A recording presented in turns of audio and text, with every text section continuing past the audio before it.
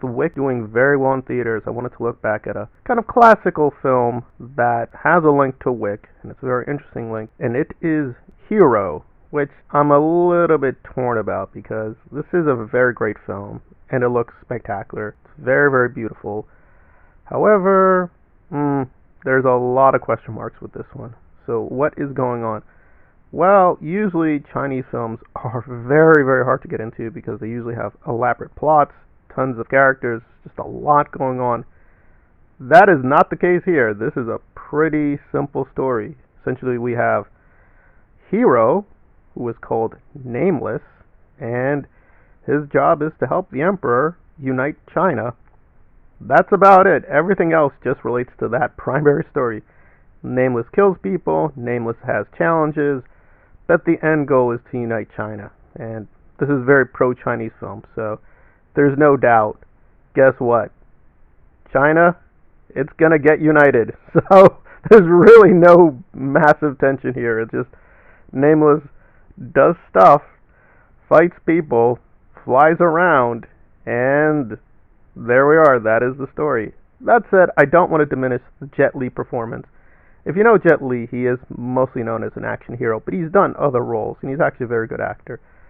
I don't think this makes the best use of his acting skills, but then again, it is primarily a mythical film, and I have no issue with that genre, but this goes overboard to the maximum.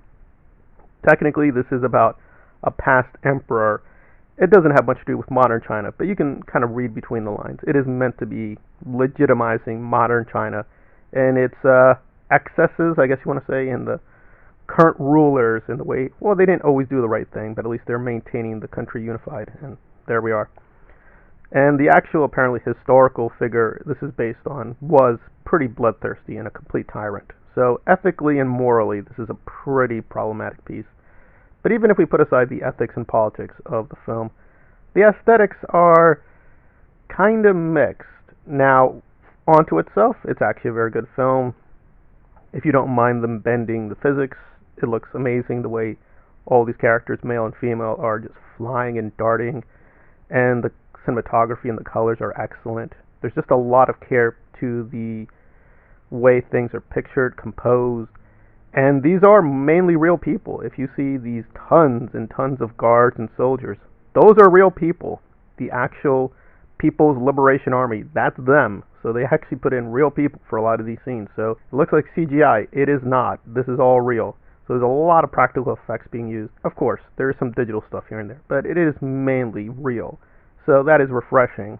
But you can't escape the obvious. This does feel like basically a lesser version of Crouching Tiger, Hidden Dragon, which was released just a few years earlier and was a massive box office hit. And you can kind of see what Zhang is doing. He's just doing a kind of copy to make money. This one made a lot of money. I can't fault him for that.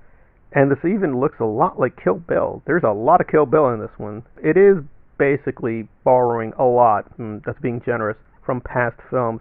And again, even though I do know Chinese cinema pretty well, as well as Taiwanese cinema, the Hong Kong history I need to know a little bit better. But from what I understand, this is not how Hong Kong films operate, even with martial arts. People are not meant to fly. It's still relatively grounded.